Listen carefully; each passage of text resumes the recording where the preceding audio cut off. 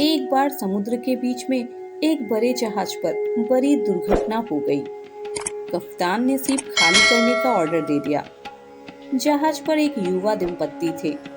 जब life boat पर चढ़ने का उनका नंबर आया तो देखा गया नाव पर केवल एक ही व्यक्ति के लिए जगह थी। इस मौके पर आदमी ने औरत को धक्का दे दिया और नाव पर कूद गया।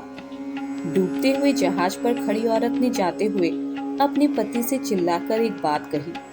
अब प्रोफेसर ने रुककर स्टूडेंट से पूछा, तुम लोगों को क्या लगता है उस औरत ने अपने पति से क्या कहा होगा? ज्यादातर स्टूडेंट फौरन चिल्लाए। औरत ने कहा होगा, मैं तुमसे नफरत करती हूँ, आई हेट यू। प्रोफेसर ने देखा एक स्टूडेंट एकदम शांत बैठा हुआ है। प्रोफेसर ने उससे पूछा कि तुम बताओ तुम्हें क्या लगता है?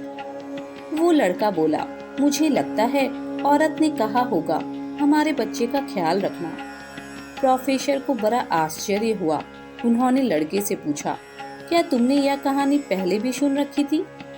लड़का बोला, जी नहीं, लेकिन यही बात बीमारी से मरती हुई मेरी माँ ने मेरे पिताजी से कही थी। प्रोफेसर ने दुखपूर्वक कहा, तुम्हारा आंसर बिल्कुल सही है। प्रोफेसर ने कहानी आगे बढ़ाई। जहाज डूब गया, औरत मर गई, पति किनारे पहुंचा और उसने अपना बाकी जीवन अपनी एक लौती बेटी के नाम कर दिया। कई साल बाद जब वो व्यक्ति मर गया तो एक दिन सफाई करते हुए उसकी लड़की को अपने पिता की एक डायरी मिली। डायरी से उसे पता चला कि जिस समय उसके माता पिता उस जहाज पर सफर कर रहे थे तो उसकी माँ एक जानलेवा बीमारी से ग्रसित थी और उनका जीवन कुछ ही दिनों में शेष था। ऐसे कठिन मौके पर उसके पिता ने एक कठोर निर्णय लिया और लाइफ बोट पर कूद गया।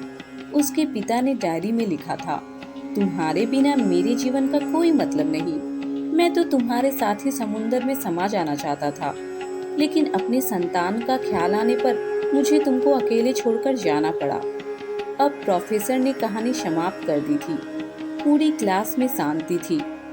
जिन्हें समझना आसान नहीं, इसलिए ऊपरी सतह से देखकर बिना गहराई को जाने समझे हर परिस्थिति का एकदम सही आकलन नहीं किया जा सकता। जय गुरुदेव।